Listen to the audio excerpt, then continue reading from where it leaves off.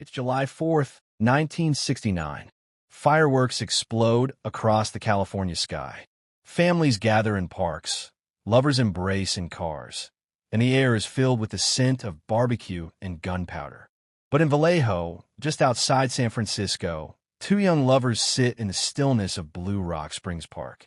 22-year-old Darlene Ferrin and 19-year-old Mike Mageau.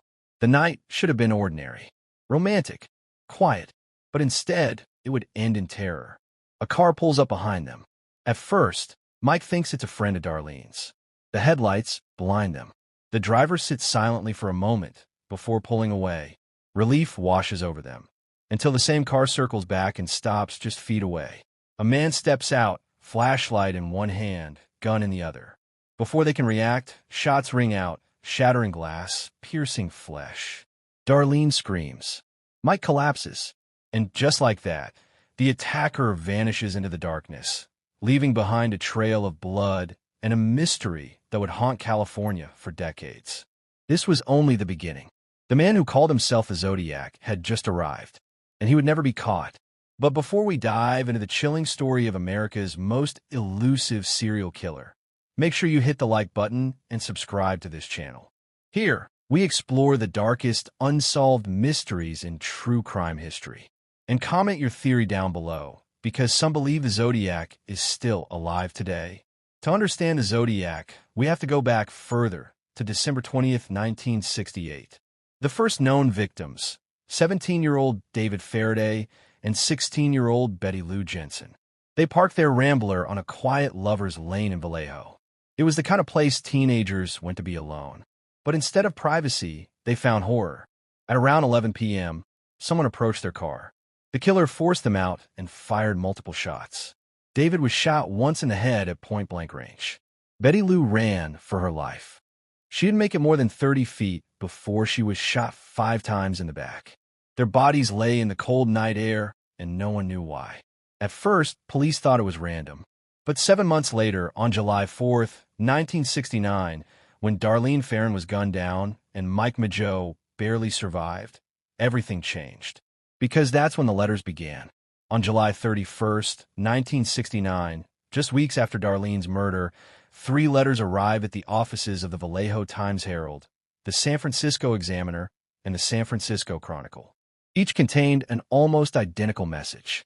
The killer wrote, "This is the Zodiac speaking." It was the first time he gave himself a name. He claimed responsibility for both shootings and demanded that his letters be printed on the front page of every paper. If not, he warned, more people would die. But these weren't ordinary letters. Each one contained 1/3 of a mysterious cipher, 408 characters of strange symbols, circles, triangles, squares, crossed lines. He promised the solution would reveal his identity.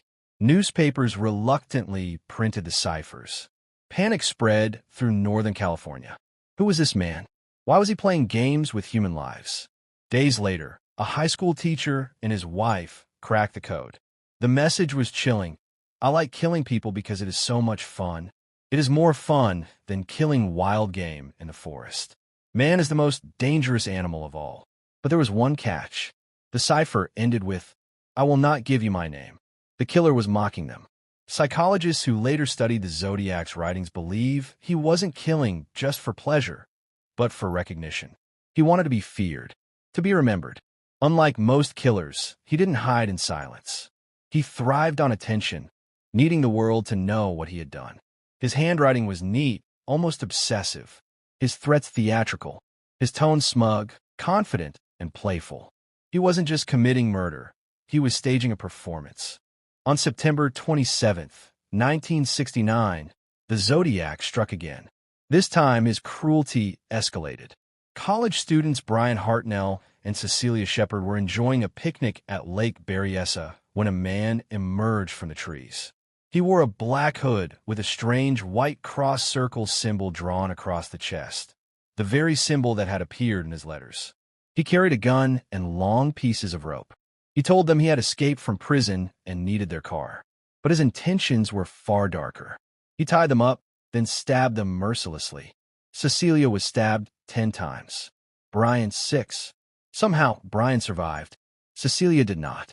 What made this crime even more chilling was what Zodiac did next. He calmly walked back to Brian's car, pulled out a black marker, and wrote on the door, Vallejo, December 20th, 68, July 4th, 69, September 27th, 69, 6:30. By knife. He signed it with his symbol. He wasn't just confessing. He was leaving behind his calling card. Before help arrived, the killer himself made sure police knew it was him. He called the Napa County Sheriff's Office from a payphone, calmly reporting the crime in his own chilling words. I want to report a murder. No, a double murder. They are 2 miles north of park headquarters. They were in a white Volkswagen Carmen Ghia. He hung up, leaving no trace except his voice. The call was traced to a payphone near the sheriff's office itself. The Zodiac was taunting. Just 2 weeks later, Zodiac struck again, this time in the heart of San Francisco. On October 11th, 1969, cab driver Paul Stine picked up a fare in the theater district. The passenger asked to be taken to Presidio Heights, an upscale neighborhood. But when they arrived, the passenger pulled a gun and shot Paul in the head. Then, in a brazen move, he leaned forward, tore a piece of Paul's bloody shirt, and vanished into the night. Teenagers watching from a nearby window called the police. Officers arrived within minutes. In fact, 2 officers even stopped a man walking calmly down the street. But they let him go. Why? Because dispatch had mistakenly reported they were looking for a black suspect. The Zodiac walked away, right under their noses. Days later, the San Francisco Chronicle received another letter. Enclosed was a piece of Paul Stine's bloody shirt. Proof it was him. Proof he was untouchable. By now, Northern California was paralyzed with fear. Parents wouldn't let their children out at night. Lovers' lanes were deserted. Schools received threats that buses would be targeted. Police worked around the clock, but the killer always seemed one step ahead. The Zodiac's letters grew more disturbing. He claimed to have killed as many as 37 people, though investigators could only confirm 7. He drew diagrams for homemade bombs. He threatened to shoot children as they stepped off school buses. Each new letter deepened the terror. And yet, he seemed to thrive on the chaos. By late 1969, police had their first major suspect, Arthur Lee Allen, a former schoolteacher with a troubling past. He had been fired for inappropriate behavior with children. He lived near the Vallejo crime scenes. He even owned a Zodiac brand watch, featuring the same cross-circle logo. Many believed they had found their man, but there was no hard evidence. His fingerprints didn't match. His handwriting didn't match. And so, investigators were left frustrated, chasing shadows. By 1970, the Zodiac had become America's most infamous killer. Newspapers printed his letters. People whispered his name in fear. And yet, he was never caught. His identity, his motives, his very existence became a ghostly question that still lingers today. But here's the chilling truth. The Zodiac didn't stop with Paul Stine. He kept writing, kept taunting, and then he disappeared. What did he? What do you think? Was Arthur Lee Allen the Zodiac? Or was the real killer someone else, still free, still watching, still waiting? Comment your theory below, hit like, and subscribe for the next phase of this chilling case. In Northern California, the year was 1969. Just months after the Lake Herman Road double murder and the Blue Rock Springs attack, the killer who had given himself a name, the Zodiac, was ready to escalate. He had already stunned the public by sending cryptic letters to newspapers, filled with bizarre symbols and boasts of his crimes. But now his thirst for attention and for terror was about to reach a terrifying new level. The letters kept coming. Some carried new ciphers, some carried threats. One, perhaps the most chilling of all, warned that he would attack a school bus, shoot out the tires, and pick off the kiddies as they come bouncing out. Parents were terrified. School districts took precautions. Bus routes were altered. Children were escorted by police. For the first time, the Zodiac's terror was not just aimed at random couples in secluded areas. It was aimed at the public at large, at children. And that was something authorities could not ignore. The Bay Area was paralyzed. People locked their doors, looked over their shoulders, avoided nighttime drives. The Zodiac wasn't just a killer anymore. He was a phantom celebrity, a boogeyman with a voice, a handwriting style, and a symbol. He craved the spotlight. and the more the public fed into it, the stronger he became. But behind the chaos, investigators were beginning to notice something strange. Something that would spark one of the most debated theories in the entire Zodiac case. They began to wonder, were all these letters really written by the same man? Were all these murders the work of one hand? Or had the Zodiac become something else entirely? An identity, perhaps even a shared one? As the police and FBI struggled to decode the truth, the letters piled up. Some contained credible details only the killer could know. Others felt different. Different phrasing, different handwriting quirks, different threats. Could there have been more than one Zodiac? Was it possible that the name itself had become bigger than the man behind it? The truth was becoming more elusive with every envelope. But one thing was clear. The Zodiac had promised to escalate, and he was living up to his word.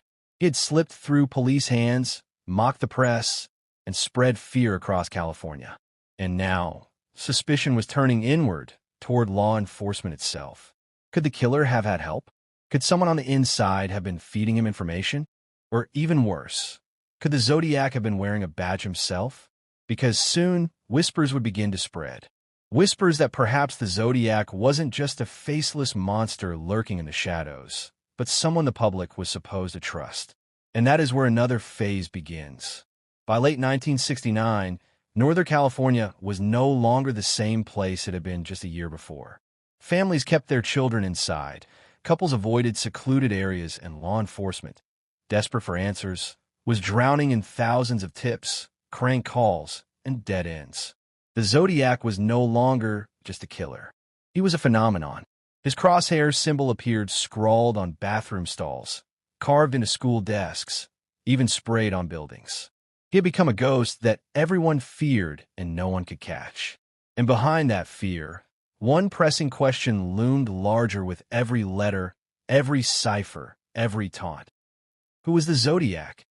By early 1970, the Zodiac's letters were flooding newsrooms faster than ever. He bragged of crimes that couldn't be confirmed. He teased the police with threats against buses and schoolchildren. He sent ciphers so complex that even military cryptographers struggled to crack them. One of those ciphers, known as the 340 cipher, would remain unsolved for 51 years. It wasn't until 2020 that a team of amateur code breakers finally decoded it. The message didn't reveal his name, but it carried his signature arrogance. "I hope you are having lots of fun in trying to catch me," it read. "I am not afraid of the gas chamber, because it will send me to paradise all the sooner." But in 1970, those words remained a wall of symbols. And as they sat unsolved, panic spread. The public was no longer sure which murders were truly his, and which were the work of copycats feeding off his legend. The Zodiac had become more than a man. He was a myth, a mask, a phantom so powerful that others might have been killing under his name. Still, the confirmed crimes were enough to terrify California.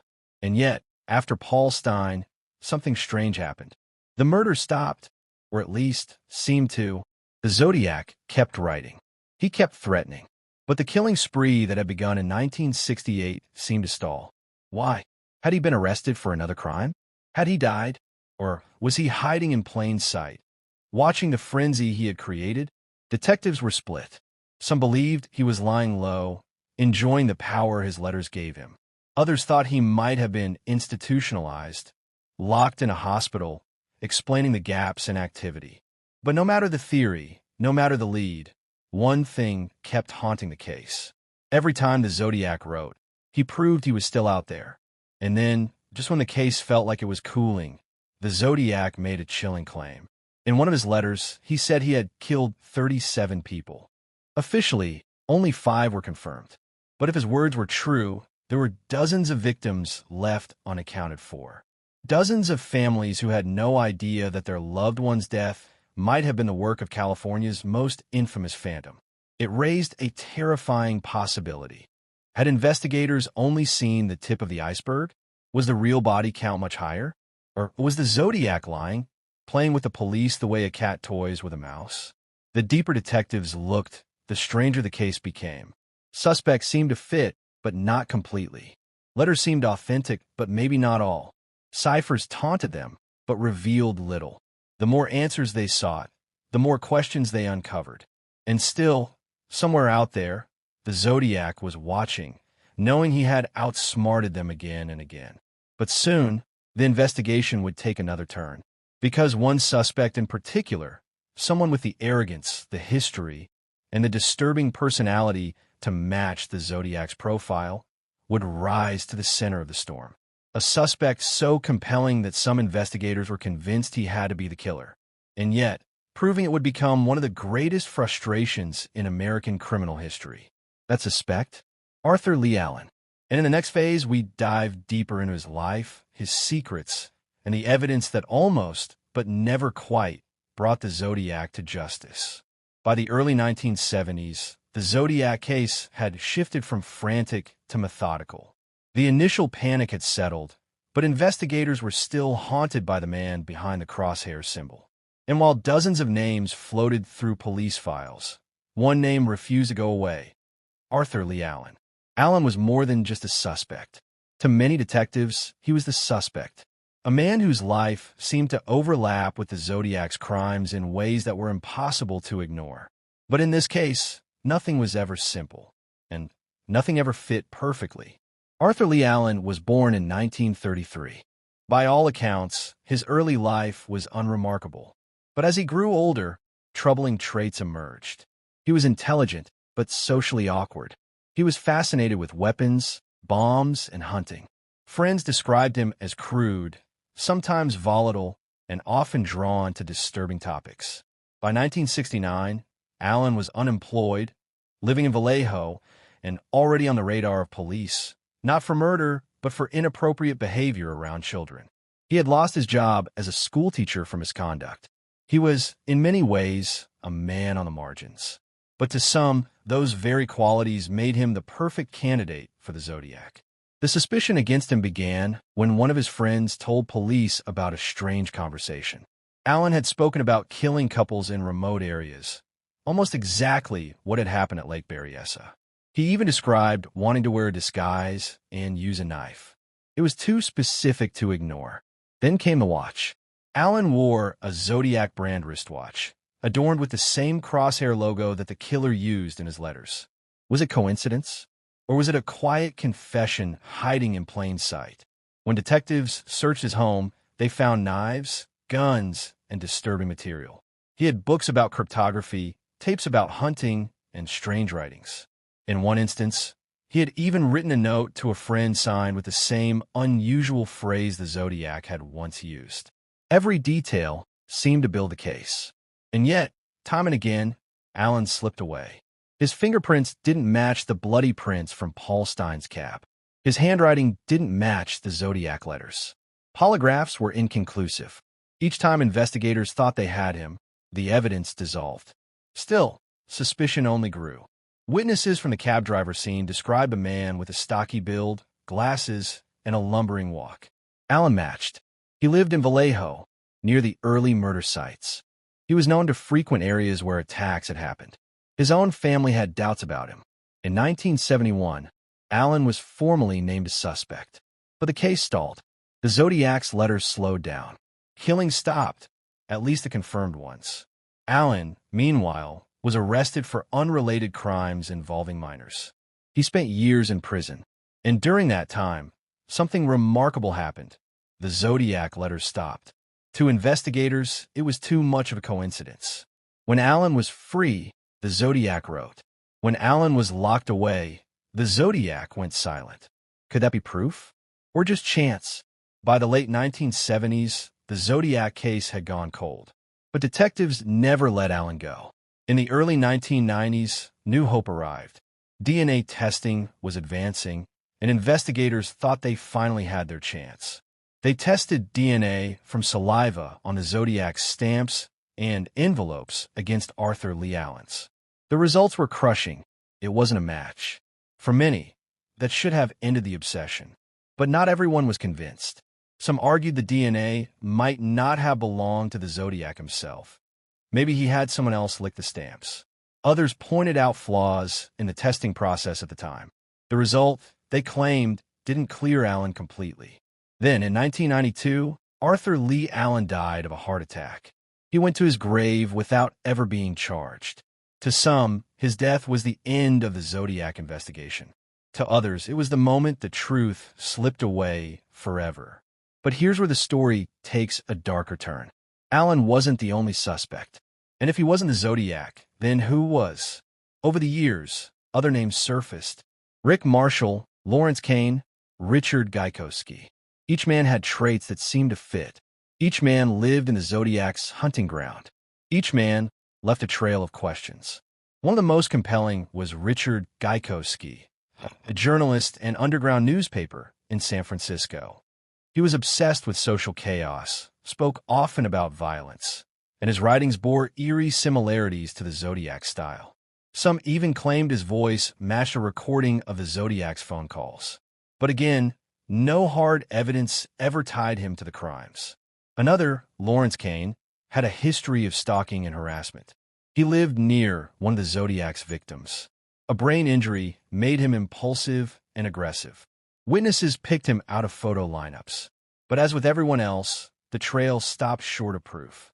The deeper investigators dug, the more suspects emerged. And with every new name, the mystery only deepened. Had police been chasing the wrong man all along? Had Arthur Lee Allen been a distraction while the real Zodiac slipped away unnoticed? The frustrating truth is that even after decades of work, the Zodiac case never broke. Ciphers remained unsolved. Letters went unanswered. Suspects lived and died without ever facing trial. And yet, the fear he created still lingers. Because here's the most chilling part. What if the Zodiac didn't stop? What if, after the spotlight faded, he simply changed his hunting ground? What if unsolved murders across the country, cases that never made headlines, were his work? In the next phase, we'll dig into that terrifying possibility. We'll explore the theory that the Zodiac's crimes reached far beyond California, into other states, other lives, and perhaps into murders that remain unsolved to this day. By the early 1970s, the Zodiac's presence in California seemed to fade. The taunting letters slowed, the phone calls ceased, and confirmed murders came to an end. For the public, it appeared as though the terror had burned itself out. But for investigators, the silence was just as unsettling as the violence. Because killers like the Zodiac rarely stop. They evolve. They change hunting grounds. They adapt. The question was never did the Zodiac stop. The question was, where did he go? Some believe the Zodiac went dormant, hiding in plain sight while reveling in his legend. Others believed he continued killing, just not under the name Zodiac. Across the United States, cold cases began to draw attention. Some carried eerie similarities to his methods. One of the earliest theories pointed toward Santa Barbara, 1963. Years before the Zodiac's confirmed attacks, a young couple, Robert Domingos and Linda Edwards, were shot to death on a beach. They were bound, then executed with a .22 rifle. The binding of victims, the targeting of couples in isolated areas. It was a template the Zodiac would later perfect. Some investigators believe this was his first kill. Then there was Riverside, 1966. A student named Sherry Jo Bates was murdered near her college library. She was lured to her car, disabled, and brutally stabbed. Weeks later, letters arrived at local newspapers and police, mocking, taunting, and claiming responsibility. The handwriting bore an uncanny resemblance to the Zodiac's. The language carried the same theatrical cruelty. Was this the Zodiac's first written performance? Or just another sadist mimicking the style? The Riverside Police Department has never fully closed the door on the Zodiac connection. To this day, debates rage about whether Sherry Jo Bates was his true beginning. But the more chilling theories come after the Zodiac vanished from California. In the 1970s and 80s, other states reported unsolved murders that echoed his brutality. Florida, Nevada, New York, even Texas. Each time, the victims were young, often couples, often attacked in secluded spots. In some cases, letters or phone calls appeared, taunting authorities with details only the killer could know. One theory even links the Zodiac to the infamous Texarkana Moonlight murders, a series of attacks on couples in 1946. The timeline doesn't fit perfectly, but the style, a masked man attacking lovers' lanes, feels eerily familiar. Could it be that the Zodiac was a younger man than investigators assumed, and his reign of terror began far earlier? Then there are the ciphers. Some amateur sleuths argue that the unsolved codes might hold references to killings outside California. Murders no one has yet connected. Places where local law enforcement had no reason to suspect a California killer was at work. But here's where the case grows even darker. Some believe the Zodiac may have thrived because of the chaos he created. He didn't need to keep killing under his famous name. His legend had already cemented him as an untouchable phantom. By killing quietly elsewhere, he could continue satisfying his urges while law enforcement stayed distracted by letters and ciphers in San Francisco. And then, something even more disturbing emerged. Years after the Zodiac's last confirmed letters, new ones began appearing. They weren't as sophisticated. They weren't as carefully worded.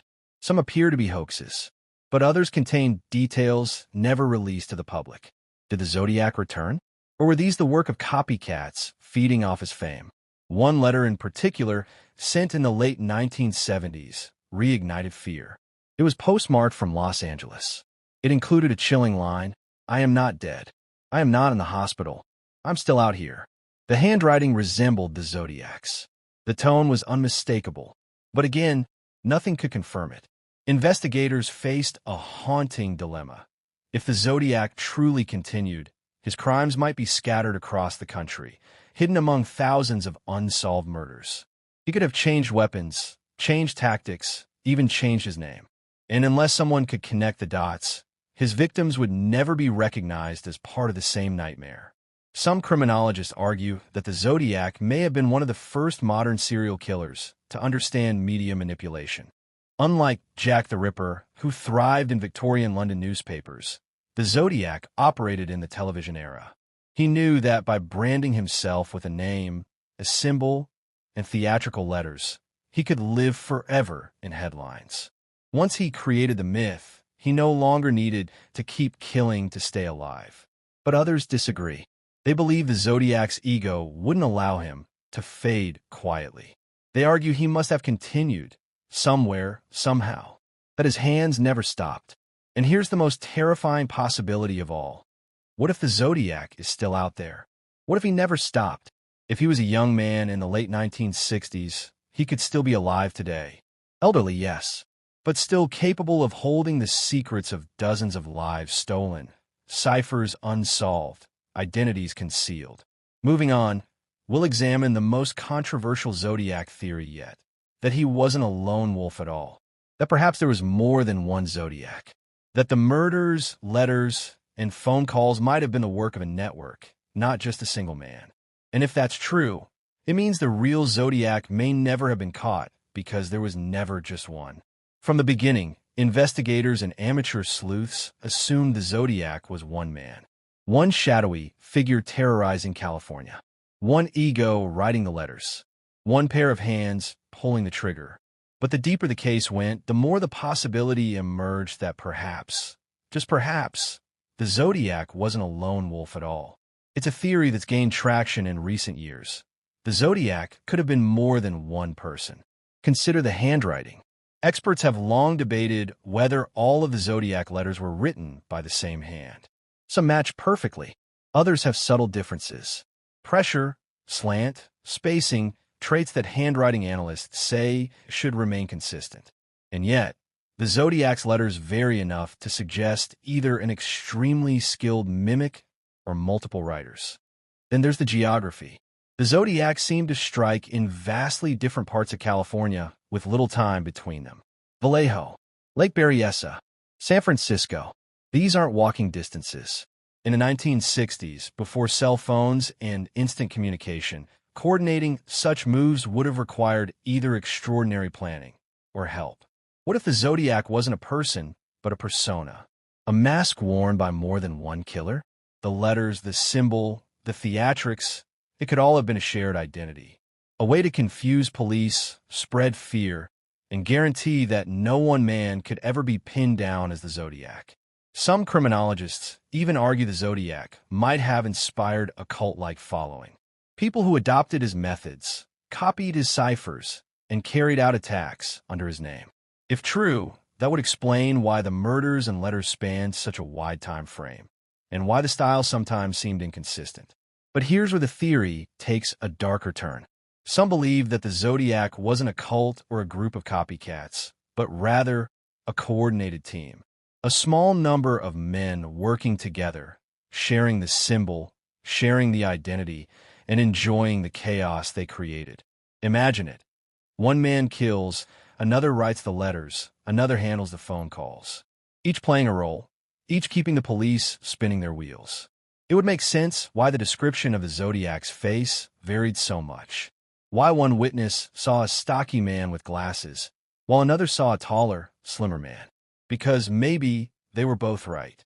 One of the most compelling pieces of evidence fueling this theory comes from the Lake Berryessa attack in 1969. The Zodiac wore a bizarre, hooded costume, complete with his signature crosshair symbol. But the handwriting on the car door, the taunting message he left behind, doesn't perfectly match the handwriting of his other letters. Could it be that one man carried out the stabbing while another handled the written theatrics? And then there are the ciphers themselves. Some experts believe the complexity of the unsolved Zodiac codes suggests collaboration. It's one thing for a killer to create simple substitution ciphers. But the unsolved ones, the ones that remain mysteries decades later, show signs of advanced knowledge in cryptography. Did the Zodiac have help from someone with a background in codes? Military? Intelligence? Mathematics? The theory deepens when you consider how media-savvy the Zodiac was. He didn't just kill, he performed. He timed letters with newspaper cycles, taunted police with public deadlines, and crafted riddles that would grip the nation. That's not just the mind of a killer. That's someone or several people who understood journalism, psychology, and maybe even law enforcement procedures. Could it be that the Zodiac was a carefully engineered operation? A conspiracy designed not just to kill, but to terrorize? If so, it raises another chilling question. Why? Was it about ego, power, or something larger? An experiment in fear? There's another angle. Some researchers believe that the Zodiac persona may have been picked up by other killers after the original Zodiac went silent. Copycats adopting his style to hide their own crimes. A stabbing in New York, a shooting in Nevada, a letter in Texas, all resembling Zodiac theatrics but never fully confirmed. If true, that means the Zodiac brand became bigger than the man himself. And perhaps that was his plan all along. Because think about it. If you create a symbol so powerful, so terrifying, that others begin to kill in your name, haven't you achieved immortality? Haven't you made yourself unstoppable? Even if the original Zodiac was caught or killed, the idea would live on. And ideas, as investigators have learned, are much harder to bury than men. The possibility of multiple Zodiacs shakes the foundation of everything we think we know. Because if more than one man was responsible, then identifying a single suspect could never close the case. It would mean that dozens of suspects, each of whom match parts of the Zodiac puzzle, might all be telling the truth when they said, "I'm not the Zodiac," because technically none of them were. And here's the chilling part. If the Zodiac really was more than one person, there's a good chance at least one of them is still alive today, walking free, watching the world debate their crimes, and smiling at the fact that half a century later, we still don't know the truth. But what if the truth is even darker than that? What if the Zodiac wasn't just multiple men, but men in positions of power? What if law enforcement or the military knew more than they ever admitted? What if part of the Zodiac's protection came not from luck, but from influence? In the next minutes, we'll explore the most disturbing theory yet, that the Zodiac case was bigger than California, bigger than one killer, and bigger than any investigation dared to admit. And that somewhere in the shadows, there may still be someone protecting the Zodiac's legacy. For decades, the Zodiac Killer has been painted as a shadowy lone wolf, an eccentric genius with a thirst for blood and headlines. But as investigators, journalists, and independent sleuths dug deeper, a chilling theory emerged. One that suggests the Zodiac wasn't just a killer hiding in the shadows, but a figure protected by the system itself. From the very beginning, there were whispers that the case files didn't add up, that evidence had gone missing, that suspects who should have been thoroughly investigated were quietly dismissed, and that some of the most promising leads simply vanished into thin air. Take Arthur Lee Allen, the man most commonly associated with the Zodiac case. The circumstantial evidence around him was overwhelming. A wristwatch branded Zodiac, disturbing journals, an obsession with young victims. Even his own friends suspected him. But despite years of investigation, charges were never filed. Why? Some say it was lack of evidence. Others believe Allen may have had connections that protected him from prosecution. Then there's the strange case of the military connection. Several Zodiac suspects had ties to the armed forces. Cryptography experts, men trained in codes, men stationed near the locations of Zodiac attacks. It's no coincidence, some argue, that Zodiac ciphers resembled military encryption methods. Could the killer have been a soldier or even an intelligence officer? Someone whose background made him more valuable to the government alive and free than locked behind bars? Even stranger are the rumors about law enforcement. There were officers who fit the physical description, officers who lived near crime scenes. In one bizarre incident, an officer admitted to pulling over a man shortly after a Zodiac attack, only to let him go. Later, the police sketch eerily resembled that same officer. Coincidence? Or cover-up? In the newspapers, the Zodiac's chosen stage. Some reporters later admitted they received phone calls and letters that were never shared with police. Others confessed that certain editors discouraged pursuing the story too aggressively. Why? Fear of panic? Or pressure from above to keep certain truths buried? The deeper you go, the more the pieces seem to fit into a terrifying possibility that the Zodiac may have been more than a criminal. He may have been an asset, a man whose skills in cryptography, manipulation, and terror were too useful to certain agencies. Was the chaos he unleashed a twisted kind of experiment? A way to study fear, public response, and law enforcement's limits? If that sounds far-fetched, consider this. During the 1960s and 70s, secret government projects like MKUltra were actively experimenting with psychological manipulation. The idea of using a killer as a live experiment suddenly doesn't feel so impossible. And what about the evidence we'll never see? Entire boxes of Zodiac files remain sealed to this day. Police departments cite ongoing investigation, but skeptics argue that after 50 years, the only thing being protected is reputation. If evidence pointed toward someone in power, someone untouchable, would the public ever be allowed to know? Some retired detectives have even gone on record saying the case was too hot, that there were leads they weren't allowed to pursue. That door slammed shut when they got too close. Which begs the question, who had the power to keep the Zodiac safe? It is this possibility that the Zodiac's greatest weapon wasn't his gun, his knife, or his ciphers. It was protection. Protection from a system that may have needed him, used him, and then let him vanish when the time was right. If that's true, then the Zodiac's disappearance in the 1970s wasn't because he stopped killing. It was because his role was complete. His mission, whatever it truly was, had been fulfilled. And here's the most disturbing part. If the Zodiac was shielded by power, then the man himself may have lived a normal life after the killings. Married, had children, went to work every day, maybe even lived next door to unsuspecting families. A monster hidden in plain sight, dying quietly in old age while the world still hunted his ghost. But what if he didn't die? What if he's still alive? The letters stopped in the 1970s, but in the 1980s, 90s, even into the 2000s, strange correspondences popped up. Letters with similar phrasing, similar cryptic drawings, mailed from places far outside California. They were dismissed as hoaxes, copycats. But what if they weren't? What if the Zodiac never stopped writing? What if the trail we thought had gone cold is still warm right now? And if the Zodiac was truly protected by power, then here's the final, haunting question. Was the Zodiac Killer never caught because he was never meant to be? And that's where we leave the Zodiac tonight. A case that has haunted America for over half a century. A case that may never have been solved because it was never supposed to be. But what do you think? Was the Zodiac just a lone predator slipping through the cracks?